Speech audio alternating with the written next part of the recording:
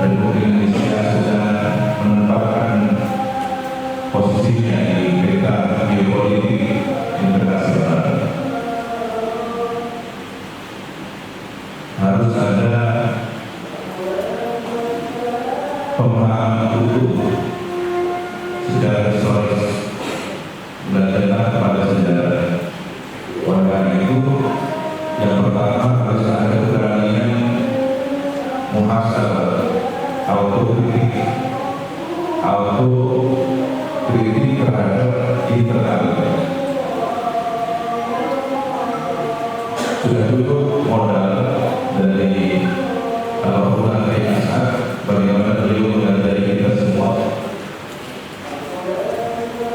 memberikan masukan yang membangun, kritik yang membangun kepada NU. Beliau mengatakan dalam kesempatan engkau bicara asal dalam beliau mengenal abidan maroni dekat apa dengan posisi harus dari saya sendiri sudah jelas contoh terkait dari BPN maroni dekat itu contoh dari keberanian untuk autokritik. Maka dalam bahasa kita hari ini, komando apapun, perintah apapun dari kepengurusan internal, karena kemudian yang merugikan seperti ini tidak perlu diikuti. Ini baru memajukan asal, ini baru mencintai asal itu. Kalau di tahun 60-an, sejak 50-an, lihat bagaimana kepentingan Amerika dan TNI, kekuatan adidaya di Asia dan di Amerika berebut untuk mempengaruhi Indonesia. Apa yang dilakukan untuk bisa masuk ke Indonesia? Amerika seringkali menggunakan aroma agama. Ini harus dipahami secara baik. Sementara saya memasuki wilayah ideologi sosialis komunis. Jadi sebenarnya kalau kita menuju saat terjadi persoalan politik di negeri kita akan diubahkan. Ini antara kepentingan internal masyarakat, para tokoh-tokoh agama, tokoh-tokoh masyarakat menjadi permanfaatan dan menjadi tersisir oleh kepentingan luar asing. Pernah mendengar asing dan asing, biasanya itu sudah kode dalam ibadah. Saya tidak ingin hal seperti ini sampai menusuk dan mempengaruhi komitmen loyalitas sahabat-sahabat pemuda, karena ketidaktahuan terhadap beda politik sampai kemudian antar sama bangsa diprovokasi untuk terjadi konflik. Apa yang nanti pada peristiwa demo beberapa waktu yang lalu, sebenarnya dengan hari kebiasaan itu bisa melihat siapa kendalanya, apakah targetnya, bagaimana posisinya. Dan ini memang berkata hadirkan semua sahabat-sahabat yang memiliki tempat strategis. Kalau tadi dikatakan ada yang menjadi guru yang merupakan pilar masyarakat, pilar agama dan pilar negara. Kemudian ada yang menjadi kepala desa, menjadi para pemerintah di luar negara. Sehingga independensi mentalitas sahabat-sahabat mampu menggunakan kacamata objektif, tidak pakai kacamata kuda. Jika ada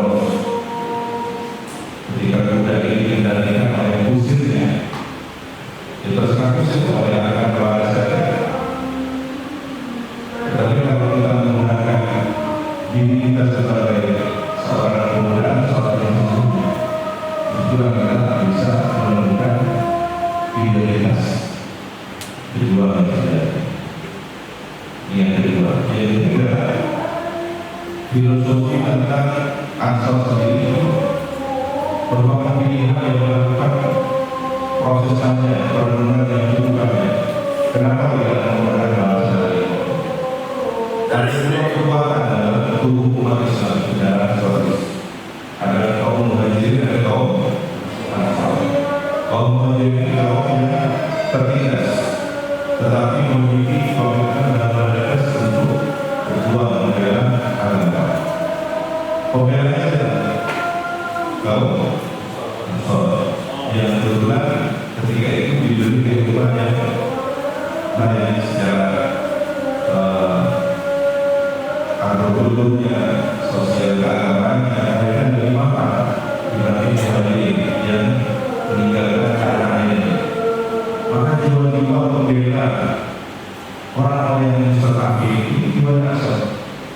Pembela orang-orang yang tertindas, mengayomi, memberikan bantuan pikiran dan tenaga fisik dan materi kepada siapapun yang posisinya sebagai Muhajirin, sebagai orang-orang yang menduduki pusat akhir di muka bumi ini. Dan keberpihakan kita harus jelas. Dalam posisi ini tidak boleh netral. Karena ketika ada bumi ini patut untuk dibela, justru telah keberkahan jualan sendiri. Sekarang apakah posisi kita ini benar-benar seperti itu? Jujur kalau kita mau mengevaluasi internal yang ada, kita harus tegas. Saat aturan kita tidak setuju dengan beberapa perubahan berlebih di tubuh itu sendiri, mulai dari persoalan terjebak pada politik praktis, terjebak pada tambang dan macam-macam. Mohon maaf kalau ini dengan tambang itu. Tapi saya ingin menyampaikan dari teori saya atas dasar kecintaan saya kepada para sahabat dan saudara semua.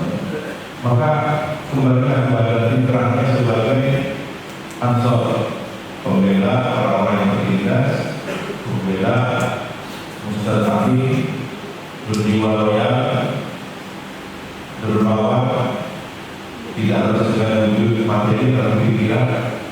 Ya ini yang kembali harus kita lakukan internalisasi tubuh atau sendiri. Nah, kemudian yang kelima, yang terakhir, saya terima kasih Pondok Pesantren ini kembali ditemati kegiatan kehidupan. Tentu sudah seharusnya anak-anak yang dilahirkan oleh para sesepuh, para tua telah berjuang kembali kepada rumah pesantren, kembali kepada patologi. Di sini patologinya anak-anak berjuang adalah sang mediator berdirinya itu. Kembalikan kepada organisasi, kembalikan kepada pembantu kerajaan kita yang besar, yang hebat, yang mahal. Insya Allah akan kembali mengulang sejarahnya sampai kehidupan silotan guna. Maka tongkat itu akan kembali berperan sebagai pemandu kita. Insya Allah. Saya banyak bertumbuh harapan kepada kalian semua. Tentu dengan beberapa persyaratan yang tadi, kembali ibadahnya, kembali kepada sejarah, kemudian subjektif itu tidak baik dalam sebuah proses muhasabah, tetapi objektif itu penting sekali, seperti yang sudah ditanamkan kepada mereka. Dan insya Allah kami menyambut balik ketika nanti ada menjelang lulusan para santri, anak-anak setingkat SMTA misalkan atau sarjana, silakan koordinasi dengan kami, dengan pengurus. Kami terbuka, akan bersama pemahaman, kenalkan kembali organisasi pernikahan kita ini, lembaga kita ini, dan bukti sejarah menunjukkan bagaimana Ansor yang kemudian melawan semua arogansi, doktrinasi dan apapun yang bernama pemikiran asing di dalam tubuh bangsa negara yang kita di sebelah kabupaten kita di Banyuwangi ada sumur yang masih terus menjadi saksi bisu bagaimana pemuda Ansor menjadi syahid melawan dogma sosialis dan komunis.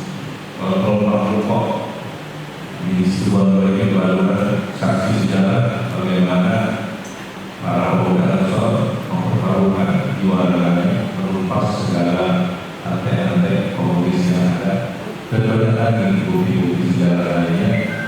Sementara ini mungkin tidak perlu diketahui, mohon maaf, saya benar-benar dari Allah tujuh bukti bersama kemarin ketika aku kesini beliau diskusi mohon maaf situasi ini memang kontrol unik ketika Abah dari Australia pulang ke Singosari beliau satu-satunya tokoh itu karena disininya tidak ada orang lain yang lebih kuat dari itu. Dan ketika terjadi penumpasan DKI ini yang dianggap paling aman untuk menampung adalah ormas yang lebih kuat dari itu. Karena memang yang membahas ini DKI seakan-akan ya Ansor ketika ada rumah ormas Islam yang tidak begitu musuhi terhadap komunisme mereka, maka jujur dalam tersebut ada salah satu ormas Islam yang kesusupan dan itu karena ya kader desa kartu anggota agamanya jelas tapi DNA-nya komunis, DNA-nya sosialis. Dan mudah-mudahan ini tidak terjadi itu di Ansor tidak ada yang semua ketika kita memiliki DNA yang jelas, ideologi kita, orang tua ideologi kita jelas, siapa, maka selesai. Ini yang bisa kami sampaikan, istiqomah di dalam transformasi, istiqomah dalam menjalani perjuangan, insya Allah keberkahan siap menunggu di depan. Barakallahu fikum, sukses.